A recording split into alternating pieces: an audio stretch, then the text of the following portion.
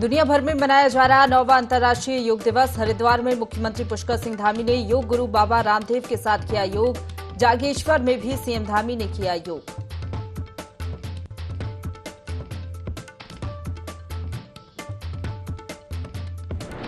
योग दिवस पर खेल एवं युवा कल्याण मंत्री रेखा आर्य ने छात्रावास के खिलाड़ियों के साथ किया योग। कहा, योग हमारे जीवन का अभिन्न हिस्सा पहले भी था और उसे अंतर्राष्ट्रीय स्तर पर हिस्सा बनाने का काम पीएम मोदी ने किया।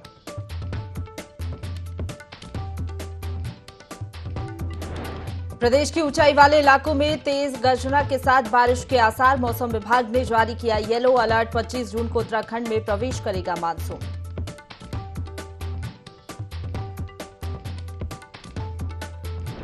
बाजपुर में दिन दहाड़े हथियारबंद बदमाशों ने ढाबे पर की फायरिंग। कैमरा से डीवीआर भी उठा ले गए बदमाश। पुलिस जांच में जुटी।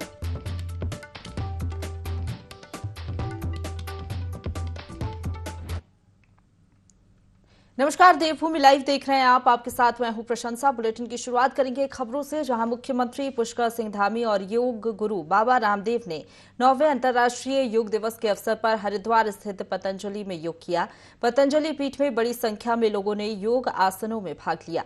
इस वर्ष योग दिवस की थीम वसुदेव कुटुंबकम के लिए योग, यानी एक विश्व एक परिवार के रूप में सभी के कल्याण के लिए योग है। योग न केवल मानसिक स्वास्थ्य समस्याओं के लिए बल्कि समग्र कल्याण के लिए भी फायदेमंद है। नियमित योग अभ्यास तनाव कम करता है और चिंता और अवसाद के लक्षणों में सुधार करता है।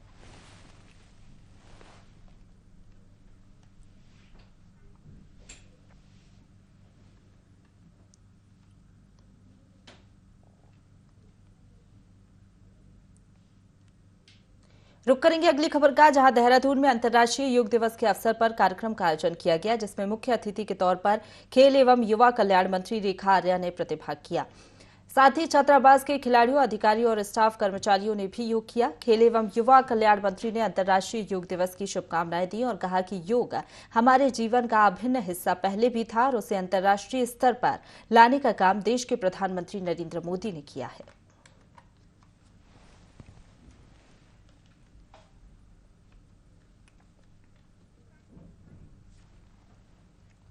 लक्सर के खानपुर विधानसभा क्षेत्र के कई गांवों से होकर बीजेपी युवा मोर्चा ने बाइक रैली का आयोजन किया, जिसमें बीजेपी युवा मोर्चा के कार्यकर्ताओं ने क्षेत्रवासियों को केंद्र सरकार की योजनाओं के संदर्भ में जागरूक किया।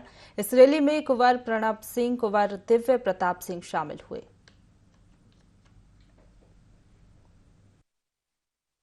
मोर्चा के हमारे मंडल अध्यक्ष द्वारा रैली का आयोजन किया गया है, तो सभी युवा साथियों को इन्होंने यहाँ पे आज एकत्रित किया है कि जो है सब यहाँ से बाइक रैली निकालेंगे। कई जितने भी ग्राम हमारे खानपुर मंडल में पड़ रहे हैं उन सब में जाएंगे और नरेंद्र मोदी जी द्वारा, भारतीय जनता पार्टी द्वारा जो पिछले 9 साल में अचीवमेंट्स किए गए हैं, डेवलपमेंट्स हुए हैं, जितनी योजनाएं आई हैं, जितने लाभ के कार्य हुए हैं और जितना डेवलपमेंट हुआ है जो कि पहले पिछली सरकारों में नहीं हुआ, किसी पार्टी का नाम नहीं लूंगा, सबको पता है। तो उसी के लिए हम जो सबको जागृत कर रहे हैं, इसलिए मैंने सभी भाइयों से ये विनती की है, जितने मेरे साथी आए हुए हैं यहाँ पे बाइक रैली के लिए अपना कीमती समय निकाल के, कि वो नरेंद्र मोदी जी द्वारा, भारतीय जनता पार्टी द्वारा जो विकास कार्य किए गए वो सब बताएं और सबको योजनाओं के बारे में। अब कैबिनेट मंत्री सौरभ बहुगुणा ने प्रेस कॉन्फ्रेंस कर केंद्र सरकार की उपलब्धियां गिनाई। उन्होंने कहा कि पीएम मोदी ने गरीब जनता के लिए कई जन कल्याणकारी योजनाएं चलाई हैं। पीएम मोदी ने भारत के अंतिम गांव माना को भारत का प्रथम गांव बनाने का काम किया है। गरीबों को मुफ्त राशन, मुफ्त गैस कनेक्शन, मुफ्त गैस सिलेंडर देने का भारत सरकार ने 9 वर्ष में काम किया है। इस दौरान उन्होंने जनता से 2024 में बीजेपी की सरकार बनाने की अपील की। हमने कोशिश करी है कि सितारगंज की जो जनता ने हम पे भारतीय जनता पार्टी के ऊपर विश्वास जताया, मुझ पर विश्वास जता के मुझको दूसरी बार यहाँ पे सेवा करने का मौका दिया, तो जो सोच विकास की हमारी थी, हमने लगभग 62 करोड़ की योजनाओं को धरातल पे इन 1 सालों में उतारने का काम किया है। उसके साथ साथ आपको मालूम है कि गरीब कल्याण अन्न योजना, जो पूरे विश्व की सबसे बड़ी अन्न योजना चलाई कोविड के दौरान, 80 करोड़ परिवारों को लगातार पिछले 2 साल से मुफ्त राशन उपलब्ध कराया जा रहा है। आयुष्मान कार्ड माननीय मोदी जी ने लॉन्च किया और पूरे विश्व का सबसे बड़ी हेल्थ केयर योजना है। अनेकों ऐसी योजनाएं चलाई गई, चाहे वो हमारे फल रेडी वालों के लिए हो, चाहे वो खोखा वालों के लिए हो, सबको 10-10 हज़ार से लेकर 30-30 हज़ार रुपये का ऋण दिया गया कोविड के टाइम पे, ताकि वो अपनी आजीविका चला सके। रुक करेंगे अगली खबर का, जहां सितारगंज विधायक और कैबिनेट मंत्री सौरभ बहुगुणा ने सितारगंज रोडवेज बस अड्डे का औचक निरीक्षण किया। निरीक्षण के दौरान रोडवेज बस अड्डे पर मौजूद यात्रियों से उनकी समस्याएं सुनी। कैबिनेट मंत्री सौरभ बहुगुणा ने बताया कि लोगों की शिकायतें मिल रही थी कि रोडवेज बस अड्डे पर बसों का आवागमन नहीं हो पा रहा है। कुछ दिन पहले ही विधानसभा आगमन पर रोडवेज बस अड्डे का निरीक्षण किया था, जिसमें काफी निराशाजनक रोडवेज बसों का आवागमन था, लेकिन अब रोडवेज बस अड्डे का औचक निरीक्षण किया गया है, व्यवस्थाएं सुधरेंगी।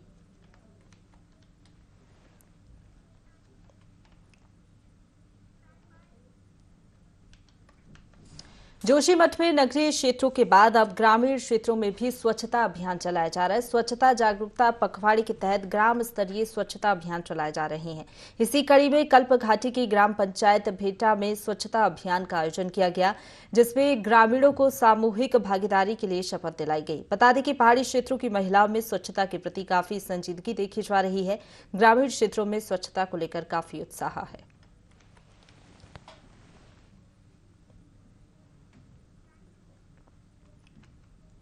काशीपुर के बाजपुर रोड पर अभी तक आरओबी का निर्माण नहीं हो पाया। इस मामले में कलेक्टर ने भी एनएच से निर्माण कार्य की समय सीमा मांगी है, लेकिन अभी तक काम पूरा नहीं हो पाया। 6 साल से इस आरओबी का निर्माण कार्य चल रहा है। बताया जा रहा है कि यहाँ के व्यापारी भी आरओबी के निर्माण को लेकर परेशान है। उनका व्यापार भी चौपट हो गया है। इस आरओबी निर्माण के लिए अब 30 जून तक समय दिया गया है। ये आरओबी निर्माण जो है इसका जो है पिछले लगभग 5 साल हो गए और 5 साल में इसमें कुछ बाधाएं आई शुरू में, लेकिन उसके उपरांत लगातार ठेकेदार से बार बार बात करने पे और उसने बार बार समय दिया और बहुत बार हम लोगों ने उसे जो है वो प्रयास ये करा, दबाव भी बनाया उस पर, लेकिन उस पर कोई असर नहीं हुआ। जो उसने ये 30 जून का समय मांगा है, 2-4 दिन आगे पीछे ये निर्माण पूरा होने की उम्मीद है। और कल मेरी विधायक जी से भी बात हो रही थी, अपने और भी पार्टी के वरिष्ठ लोगों से, मेयर वगैरह से सबसे बात हुई है, क्योंकि काशीपुर की जनता जो है वो इससे काफ़ी परेशान हो चुकी है। इसकी हम ऊपर शिकायत भी कर चुके हैं और हम इसके लिए प्रयास ये भी करेंगे, इसका पेमेंट रोककर इसकी पूरी तरीके से जाँच कराकर तब इसकी पेमेंट। गर्मी बढ़ने के साथ ही चंपावत जिले के जंगल एक बार फिर से धधकने लगे हैं। जिले में बारिश न होने और गर्मी बढ़ने से चंपावत जिले के लोहाघाट क्षेत्र के नेपाल सीमा से लगे जंगलों में आग लगने का सिलसिला शुरू हो गया है, जिसकी वजह से वन संपदा को काफी ज्यादा नुकसान पहुंच रहा है। हालांकि वन विभाग आग बुझाने का प्रयास कर रहा है। वहीं जंगल में आग लगने से जंगली जानवर शहरी क्षेत्र की तरफ जा रहे हैं, तो वहीं आग सरस्वती शिशु मंदिर स्कूल तक पहुंच गई। गनीमत रही कि स्कूलों में छुट्टी चल रही है, जिस कारण कोई दुर्घटना नहीं हुई है।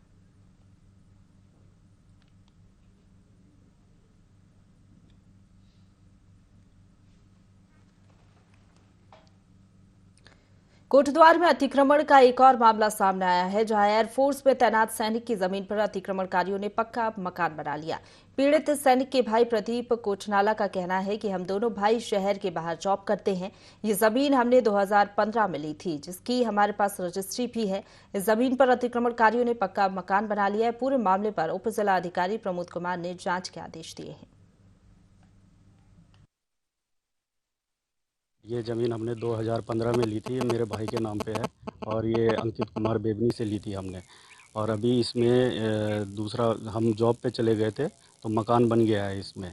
कब से हम फॉलोअप ले रहे हैं, ये बेबनी जी से भी ले रहे हैं और इनसे भी बोल रहे हैं, ये कोई रिस्पांस नहीं दे रहे हैं हमारा। और क्या कहते हैं, हर बार बोल रहे हैं कि प्लॉट चेंज कर देंगे। और अभी हमने इसकी शिकायत एसडीएम साहब से भी कर रखी है, उन्होंने इसका जांच के आदेश दे रखे हैं और भरोसा दिला रखा है कि इसके जांच होगी और उसके बाद कार्रवाई करवाएंगे। देखिए, लालपुर सुब्रमण्यम मामला संज्ञान में आया है। इसमें एक हर्षवर्धन पुत्र घनश्याम प्रसाद है, इनके भाई के द्वारा मुझे एक पत्र दिया गया है। इसमें इनके द्वारा बताया गया है कि इनकी भूमि पर किसी अन्य व्यक्ति ने अपना मकान बना लिया है और उसके संबंध में उन्होंने अपने कागज प्रस्तुत किया है। इस संबंध में हमने तहसीलदार साहब को जाँच का आदेश दे दिया है और जाँच के पश्चात जो भी इसमें विधिक कार्रवाई होगी इसके बाद में रहेगी। मसूरी में लाइब्रेरी आईटीबीपी गेट के पास पर्यटकों की एक बस अनियंत्रित होकर सड़क से दूसरी सड़क पर जा गिरी, जिसमें चालक और परिचालक गंभीर रूप से घायल हो गए। घटना की सूचना मिलते ही मौके पर पहुंची पुलिस ने दोनों को बस से निकालकर उप जिला चिकित्सालय में भर्ती कराया। बताया जा रहा है कि बस ऋषिकेश से सवारियों को लेकर मसूरी आई थी और सवारियों को उतारने के बाद बस वापस जा रही थी कि अचानक बस का ब्रेक फेल हो गया, इसी कारण यह हादसा हुआ।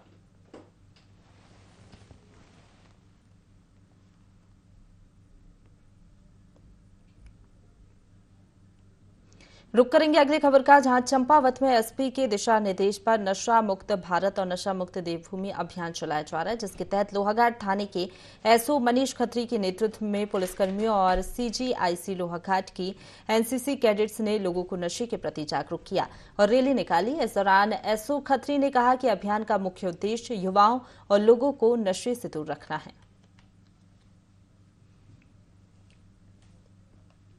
अभियान है, ये पूरे इंडिया में चल रहा है, तो इसी के अंतर्गत हम लोहाघाट में हमारी एनसीसी के कैडेट्स और सर हमने रैली निकाली हुई है।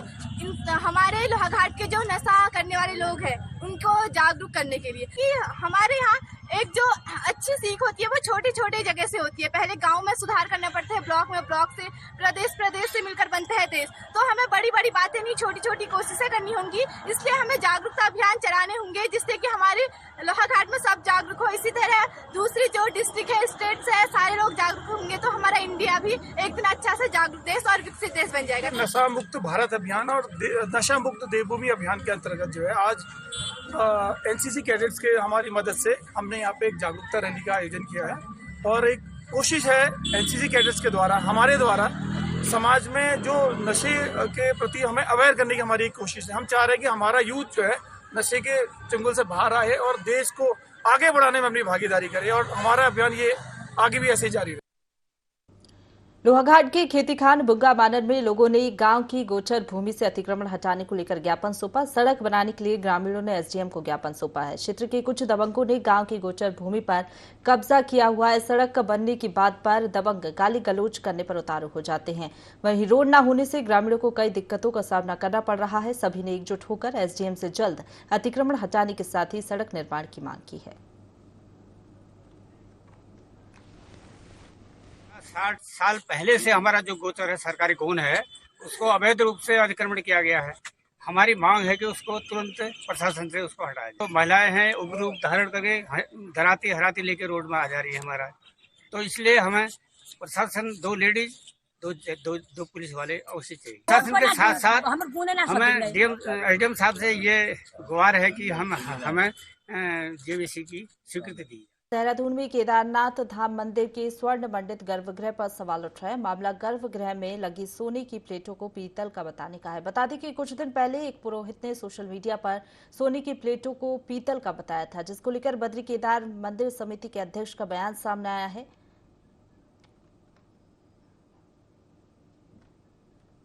राजनीतिक स्वार्थों के वशीभूत होकर के एक षड्यंत्र के तहत में श्री केदारनाथ धाम की छवि को धूमिल करने का प्रयास कर रहे हैं। तो महाराष्ट्र के एक दानी महानुभाव ने इच्छा प्रकट की थी कि वो केदारनाथ धाम के गर्भगृह को स्वर्ण मंडित कराना चाहते हैं। बद्रीनाथ केदारनाथ मंदिर समिति ने दानी महानुभाव को केदारनाथ गर्भगृह को स्वर्ण मंडित कराने की अनुमति दी। इसके एवज में ना ही दानी महानुभाव के साथ में किसी प्रकार का कोई समझौता किया गया और ना ही दानी महानुभाव की ओर से हमसे कोई शर्त रखी गई, ना ही उनके द्वारा अपने नाम की अपेक्षा प्राप्त की गई। लेकिन दुर्भाग्य की बात है, इस सब के बावजूद सवाल उठाया गया कि सोने की जगह पीतल की परतें लगाई गई हैं। तो ये स्वाभाविक रूप से बहुत ही दुर्भाग्य की बात है। हम इस बारे में प्रेस कॉन्फ्रेंस करेंगे और मैं समझता हूं कि तब तक इस बात पर ज़्यादा कुछ कहना उचित नहीं होगा। कृपया उस प्रेस कॉन्फ्रेंस का इंतजार कीजिए। हो सकता है कि वो राजनीतिक व्यक्ति हैं, उनको आप इस प्रदेश के राजनीति तक ही क्यों सीमित मानते हैं? वो पूरे देश की राजनीति को प्रभावित करते हैं। और जहाँ तक बद्रीनाथ और केदारनाथ का प्रश्न है, वो निश्चित रूप में व्यापक रूप में धर्म से जुड़ा हुआ प्रश्न है और उस पर अगर कहीं किसी भी व्यक्ति के मन में शंका हुई है तो उन्होंने अपने विचार प्रकट किए हैं। मैं समझता हूँ इसको राजनीति से भी जोड़ना उचित नहीं है। उनको चिंता है कि यहाँ पर केदारनाथ में कम से कम ऐसी बात नहीं होनी चाहिए थी।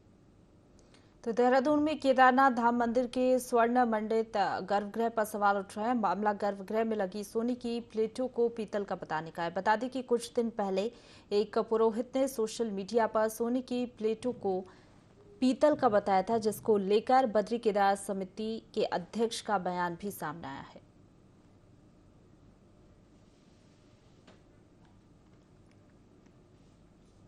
रुक करेंगे अगली खबर का, जहां राजधानी देहरादून में एक बार फिर डग्गा मार बसों की गुंडागर्दी चल पड़ी है। आईएसबीटी देहरादून से लेकर रिस्पना पुल तक इनके स्टैंड बन गए हैं। इनका सबसे बड़ा स्टैंड अजबपुर फ्लाईओवर के नीचे है। आजकल अजबपुर फ्लाईओवर के नीचे दर्जनों डग्गा मार बसें खड़ी रहती हैं। ये बसें उत्तराखंड रोडवेज को हर महीने लाखों का चूना लगाती हैं। इनकी बुकिंग ऑनलाइन होती है। इस बार उत्तराखंड टैक्सी यूनियन ने भी इनके खिलाफ मोर्चा खोल दिया है। टैक्सी यूनियन के लोगों का कहना है कि डग्गा मार बसों की वजह से उनका कारोबार चौपट हो रहा है। इन बसों की वजह से उनको बुकिंग नहीं मिलती, साथ ही उत्तराखंड रोडवेज को चपत लगती है। मेरी सरकार से या फिर लोकल जो अथॉरिटी है उसे एक ही अपील है कि ये जो टूरिस्ट का है हमारा जो चल रहा है, ये सब चीज़ है, इस सिस्टम से होना चाहिए। गवर्नमेंट का एक सिस्टम हो, स्टेप वाइज हो। यहाँ जगह जगह बाहर की गाड़ियाँ आ रही हैं, लोकल पब्लिक को बड़ी परेशानी हो रही है। इसका प्लीज़ गवर्नमेंट संज्ञान ले। और इसके अलावा मेरा कुछ कहना नहीं है। सबका बराबर चलना चाहिए। सब लोग अर्निंग के लिए आते हैं सब, ठीक है, सबका भला होना चाहिए, लेकिन एक सिस्टम से होना चाहिए उत्तराखंड गवर्नमेंट में। हमारे उत्तराखंड में डग्गा मारी चल रही है बहुत ज़्यादा। देखो नागालैंड और कानपुर इला उरा हमारा नुकसान हो रहा है। हमारे पास कम से कम 500 गाड़ियाँ ऑल इंडिया परमिट गाड़ियाँ हैं और उत्तराखंड रोडवेज का नुकसान हो रहा है। यहाँ पर डग्गा मारी चला रहा है, ना शासन ना प्रशासन, कोई इस पर सूद लेने वाला नहीं है। और जो है इसमें हमारा जो है बहुत बड़ा नुकसान हो रहा है। हमारे ऑल इंडिया गाड़ी, हम सब बेरोजगार लोग बैठे हुए हैं, किस्त देनी बहुत मुश्किल हो गया गाड़ियों का। इसलिए ये डग्गा मार को रोक लगानी चाहिए। गर्मी आते ही पानी की परेशानी भी शुरू हो जाती है। ताजा मामला बागेश्वर जिले का है, जहां पानी की समस्या की वजह से हाहाकार मचा हुआ है। मुख्यालय के भद्रौला, भट्ट गांव, मझिया खेत समेत कई क्षेत्रों में पेयजल की किल्लत बनी हुई है। लोगों को पेयजल के लिए इधर उधर भटकना पड़ रहा है, जिस वजह से लोग काफी आक्रोशित होकर जल संस्थान कार्यालय परिसर में विभाग के खिलाफ नारेबाजी करते हुए अपना आक्रोश उन्होंने व्यक्त किया और आमरण करने की भी चेतावनी दी।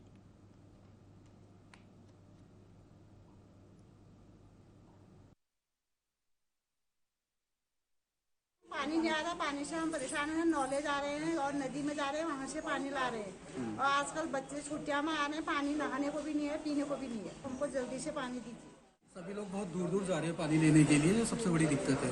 और इस तरीके से अगर हम देखें तो पानी कुछ जगह आ रहा है और खाली बहता हुआ पानी भी हम देख रहे हैं, तो वो चीज़ अच्छा नहीं लगता है, क्योंकि पानी बहना गलत है। वो अगर हमारे काम आ जाए या परिवारों के साथ, इतने सारे परिवार वहाँ पे रह रहे हैं, सभी लोग परेशान हैं, तो ये चीज़ गलत है। मैं सरकार से ये प्रार्थना करना चाहता हूँ कि वो देखें। पहले भी बताया था, तब भी अधिकारियों ने यही कहा कि हम देखेंगे, कि बताएंगे जल्दी, बट उसके बाद भी कोई वहाँ पे कोई देखने नहीं आया। 3 माह से यहाँ पानी की भारी दिक्कत चल रही है। कई बार प्लम्बर को बुलाने के बाद भी वो कहता है ये सारी गलती अधिकारियों की है। अधिकारियों के पास जाओ तो वो कहते हैं कोई वो हम जल्दी से जल्दी इस पर मतलब कार्रवाई कर रहे हैं। 3 माह से हो चुके हैं, अभी तक कोई कार्रवाई नहीं हुई। और ये लोग कहते हैं पानी आ रहा है। कम से कम अधिकारियों को वहाँ आकर ये चीज देखनी चाहिए, हमारी मतलब ये समस्याओं का हल करना चाहिए। नहीं ये समस्याओं का हल होगी तो हम इन्हीं के कार्यालय में अमर और अनशन पर बैठेंगे। रुक करेंगे अगली खबर का, जहां राज्य सरकार प्रदेश में समान नागरिक संहिता लागू करने जा रही है। इस पर बीजेपी प्रदेश अध्यक्ष महेंद्र भट्ट का कहना है कि सरकार ने जनता से जो वादे किए हैं सभी को पूरा किया जा रहा है। मुख्यमंत्री पुष्कर सिंह धामी के नेतृत्व में समान नागरिक संहिता कानून जल्द लागू होगा। इसके लिए भाजपा प्रदेश अध्यक्ष महेंद्र भट्ट ने मुख्यमंत्री पुष्कर सिंह धामी का आभार भी जताया है। उत्तराखंड की दृष्टि से कांग्रेस को कौन जनजाति ऐसी लगती है जो भारत के में एक कानून का पक्ष नहीं रखती हो। भारत के संविधान में निहित है कि देर सवेर भारतवर्ष के अंदर समान नागरिक संहिता लागू होनी चाहिए और उत्तराखंड राज्य लागू करने वाला पहला राज्य बन रहा है। मैं पुष्कर सिंह धामी जी को हृदय से आभार व्यक्त करता हूं। उनकी पूरी जो उसका ड्राफ्ट तैयार हो चुका है, बहुत जल्दी समिति उस ड्राफ्ट को मुख्यमंत्री को देगी और पहला राज्य होगा जो एक अच्छा जो कानून है उसको हम लागू करेंगे। आगे बढ़ेंगे। परिस्थितियां चाहे जैसी भी हो, लेकिन हौसला और मेहनत बुलंद होनी चाहिए। जी हां, सीबीएसई बोर्ड में 12वीं की छात्रा गरिमा विश ने प्रथम स्थान पाया है। बता दें कि गरिमा के पिता का निधन कोविड-19 की सेकेंड वेव में हुआ था और ऐसी विपरीत परिस्थिति में बिना ट्यूशन के गरिमा विश ने ये मुकाम हासिल किया है। गरिमा विश के उत्साहवर्धन के लिए हिल्स डेवलपमेंट मिशन से officer transit hostel race course Dehradun में स्वागत समारोह आयोजित किया गया, जिसमें प्रदेश के कई बड़े अधिकारियों ने गरिमा करीमा विश्व को आशीर्वाद दिया। जब मैं 10वीं में थी तो उस टाइम पे जब मैं 11वीं में जाने वाली थी तो मेरे पिताजी की कोरोना से मृत्यु हो गई थी। उस कारण मुझे बहुत ज़्यादा शॉक भी लगा था, थोड़ा बहुत ट्रैजिक था।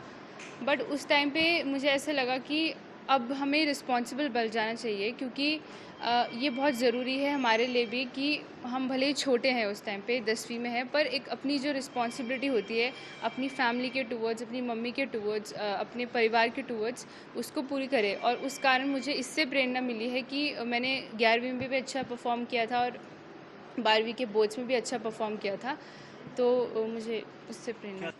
देखो, इसकी उपलब्धि इसलिए भी महत्वपूर्ण है कि कोविड-19 की सेकेंड वेव में इसके फादर की डेथ हो गई थी और इसके फादर जो है प्राइवेट जॉब करते थे, उनकी पारिवारिक स्थिति बड़ी ख़राब थी और मान साहब जो दून इंटरनेशनल स्कूल के मालिक हैं, उन्होंने उनकी आधी फीस की थी। इस विकट परिस्थिति में भी उसने अपनी लगन से, अपनी मेहनत से इस समय पूरे उत्तराखंड स्टेट को टॉप किया है। जो देहरादून रीजन है वो केवल 13 डिस्ट्रिक्ट के अलावा यूपी के 8 डिस्ट्रिक्ट भी है, उसमें उसने 98% मार्क्स प्राप्त करके पूरे स्टेट को गौरवान्वित किया है। तो ये हम सब का, समाज में रहने वाले लोगों का दायित्व तो बनता है कि ऐसे बेटे, ऐसी बिटियां जो आर्थिकी के कारण जो है उसकी प्रतिभा न छुप जाए। मैदानी क्षेत्र में बढ़ती तपिश के कारण पहाड़ों में चहल पहल बढ़ने लगी है। जोशीमठ प्रखंड की सीमांत द्रोणागिरी घाटी साहसिक पर्यटन के लिए जानी जाती है। इन दिनों द्रोणागिरी वैली में बागनी Kharak, Changabang base camp, Kalanka, Garur peak, Rishikund जैसे रोमांच भर देने वाले ट्रैकिंग डेस्टिनेशन पर पर्यटकों और ट्रेकिंग दलों की भरमार है। यहाँ उच्च हिमालय के प्राकृतिक सौंदर्य के साथ बर्फ में चलने का रोमांच भी ट्रैकर्स को मिल रहा है।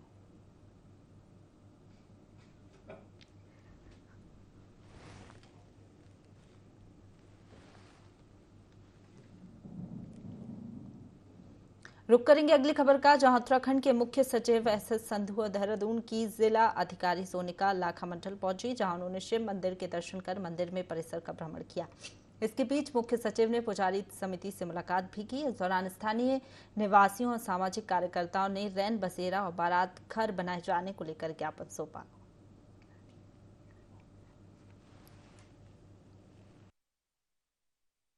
यहाँ पे जो है हमारे मुख्य सचिव उत्तराखंड के यहाँ पे आए हैं और देहरादून से जो है डीएम साहब भी यहाँ पे आए हैं, जिनके साथ जो पूरे एसडीएम, तहसीलदार, आपके पूरे स्टाफ जो है हमारे चौकी इंचार्ज लाखामंडल में थे। और हम पुजारी समिति लाखामंडल द्वारा जो है हमारे जो मुख्य सचिव है और डीएम साहब का जो है बड़े धूमधाम से हम लोगों ने जो ढोल दमाव के साथ स्वागत किया है और उन्होंने शिव मंदिर के दर्शन करे हैं। और समस्त महिलाओं ने, पूरे समूह के लोगों ने जो यहाँ पे एक मांग रखी है कि यहाँ पे काफ़ी टूरिस्ट लोग आते हैं, परंतु यहाँ पे रहने की कोई व्यवस्था नहीं है। तो हम लोगों ने, सभी लोगों ने जो एक ज्ञापन दिया है कि यहाँ पे जो एक धर्मशाला या रैन बसेरा बनाई जाए और उसके लिए जो जमीन हमारे गाँव वालों ने जो है दान दे रखी है और उसके लिए जो धन की व्यवस्था की जाए, ताकि जो जल्दी से जल्दी जो धर्मशाला बन जाए, रैन बसेरा बन जाए। दिनेशपुर के खुदीराम बोस स्टेडियम में पवित्र यंग क्लब और नगर खेल समिति के तत्वाधान में गुरुपद विश्वास मेमोरियल अंतर्राज्यीय फुटबॉल प्रतियोगिता का शुभारंभ किया गया। प्रतियोगिता में नेपाल, पश्चिम बंगाल, पंजाब, मध्य प्रदेश, लखनऊ, देहरादून सहित 16 टीमों ने भाग लिया। इस दौरान पूर्व खेल मंत्री, वर्तमान विधायक अरविंद पांडे ने कहा कि दिनेशपुर एक बहुत छोटा सा शहर है, इतने छोटे से इलाके में अंतर्राज्यीय खेल करना बहुत बड़ा कदम है। बहुत जल्द मुख्यमंत्री पुष्कर सिंह धामी के साथ मिलकर गुलर भोज जलाशय को एक बहुत बड़ा पर्यटन स्थल बनाए जाने का प्रयास किया जाएगा।